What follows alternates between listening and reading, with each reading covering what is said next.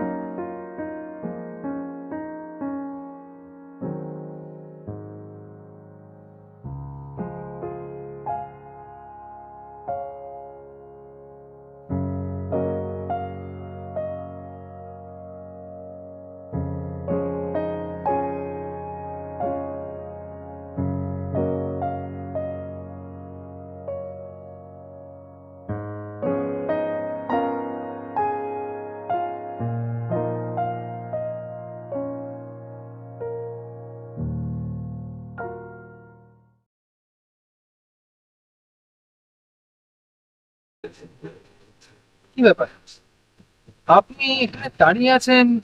আর তাছাড়া আমি ঘুরে ঘুরে দেখলাম আপনার গাড়িটাও এখানে দাঁড়িয়ে আছে। কোনো কি সমস্যা? হ্যাঁ মানে হট করে গাড়ির স্টার্টটা বন্ধ হয়ে গেছে। হ্যাঁ, আপনি যদি বলেন তাহলে আমি গাড়ি চেক করতে পারি। হ্যাঁ আপনি সত্যি করতে পারবেন? আপনি কোনো চিন্তা করবেন না, এটা তো আমার রোজকার কাজ। আমি দেখছি কি করা যায়, আমি দেখছি।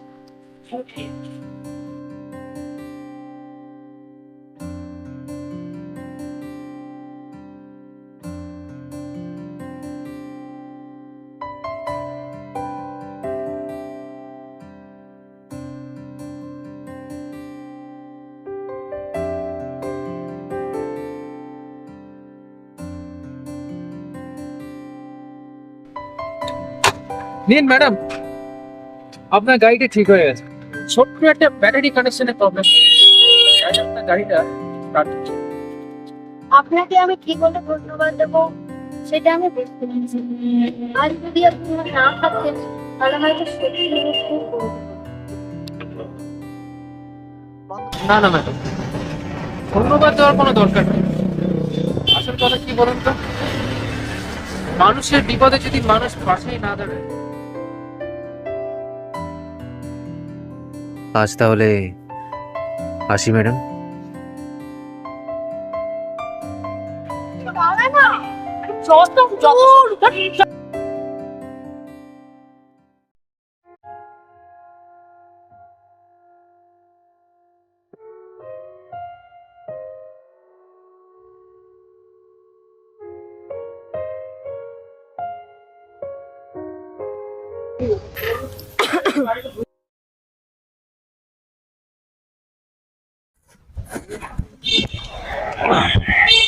আরে কি ব্যাপার ম্যাডাম, আজকে আপনি আবার?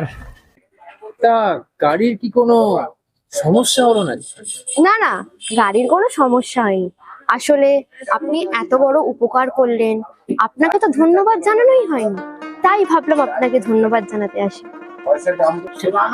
না না ম্যাডাম, ধন্যবাদ জানানোর কোনো দরকার নেই। আমি তো শুধু আমার কর্তব্যখানি করেছি। আর তাছাড়া আপনি যে এখানে এইভাবে আসবেন সেই কথাটা কিন্তু আমি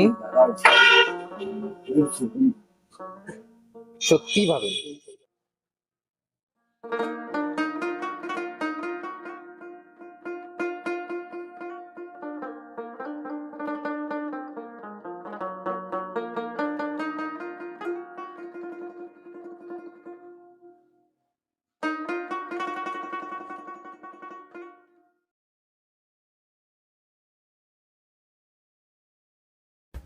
রিয়া, হ্যাঁ বাবা।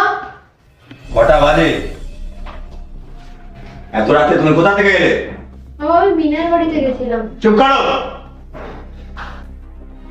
তুমি বড় হয়েছো, তার মানে এই না তুমি যা খুশি করে বেড়াবে। একটা কথা তোমাকে ভালো করে জানিয়ে রাখি, আগামী শুক্রবার তোমাকে দেখতে আসছি, আর সামনের মাসে তোমার বিয়ে। কিন্তু বাবা। কোনো কিন্তু না। আমার নাম প্রভাকর রায়, আমার কথাই শেষ কথা। এখন অনেক রাত হয়েছে, যাও ঘরে খেয়ে দিয়ে শুয়ে পড়, যাও।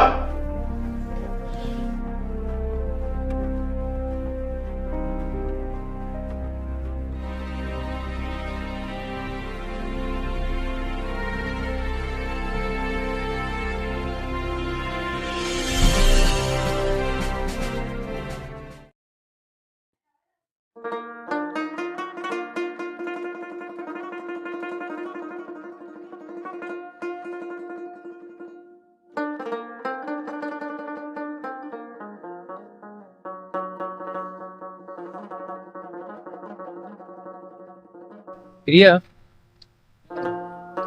এটা হচ্ছে আমাদের বাবা লোকনাথের মন্দির।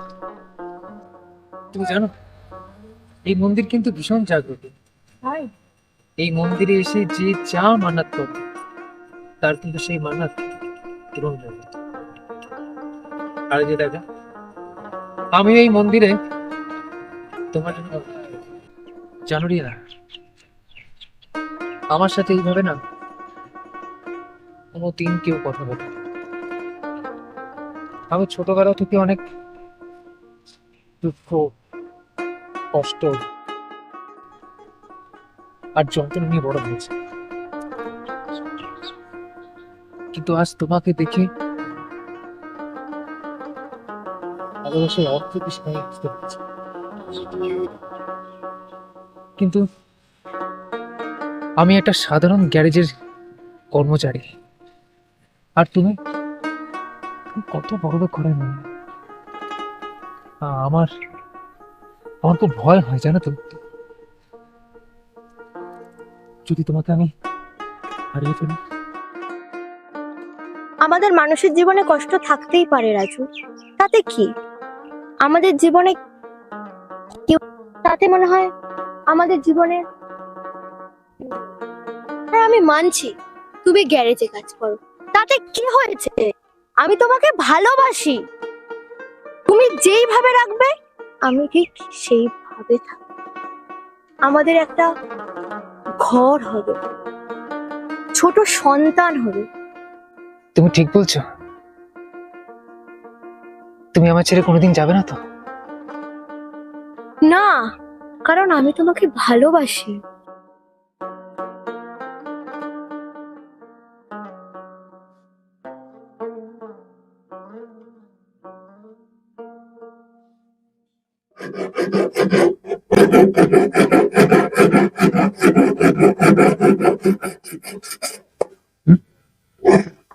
আরে রিয়া, তুমি? রাজু বলছি আমার কাছে কিছু নগদ টাকা রয়েছে, এ নাও টাকাটা। আমি তোমাকে অনেক বিশ্বাস করে দিচ্ছি, এটা তুমি তোমার কেরিয়ারের প্রতি কাজে লাগিও। আর আর একটা কথা বলি, আমি চাই তুমি জীবনে মানুষের মতো মানুষ হও।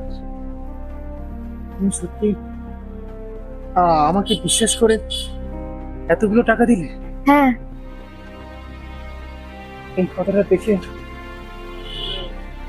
আমার চোখে না, আমার চোখ দিয়ে জল বেরিয়ে যাবে। আমি প্রতিজ্ঞা করছি আমি তোমার বিশ্বাস কোনোদিনও ভাঙবো না, কোনোদিনও না। রাজু, মেয়েটা তোকে কিন্তু সত্যিই ভালোবাসে, এতগুলো টাকা নিয়ে মেয়েটাকে ঠকাস না।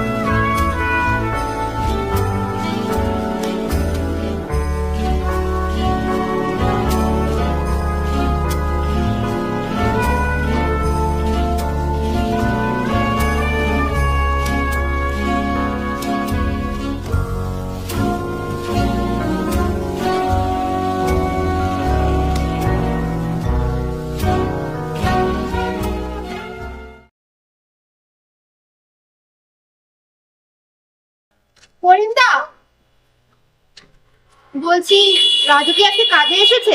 না রিয়া, আছে তো, রাজু কাজে আছে।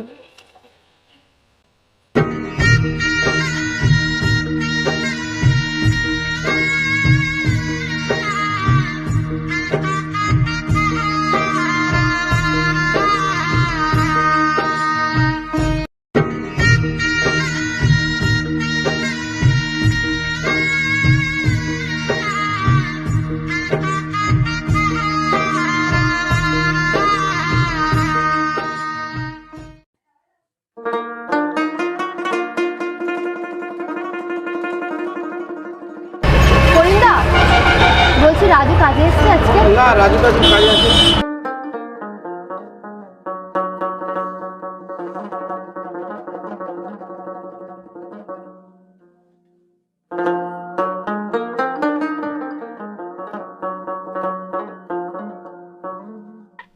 রাজু, শোন।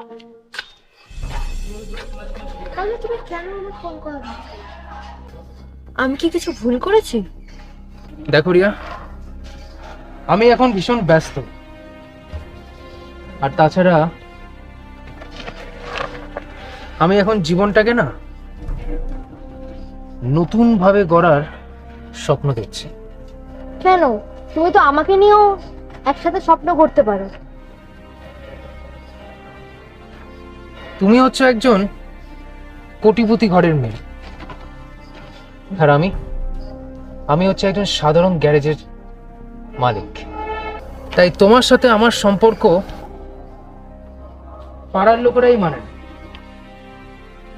আর আমি জানি তোমার সাথে আমার এই সম্পর্ক তোমার বাড়ির লোকও মানবে না। আর তাছাড়া এখনকার দিনে সম্পর্ক এমনিতেই টেকে না। তাই তোমাকে একটা কথা বলবো, আমাকে ডিস্টার্ব করবে না, বুঝতে পেরেছো?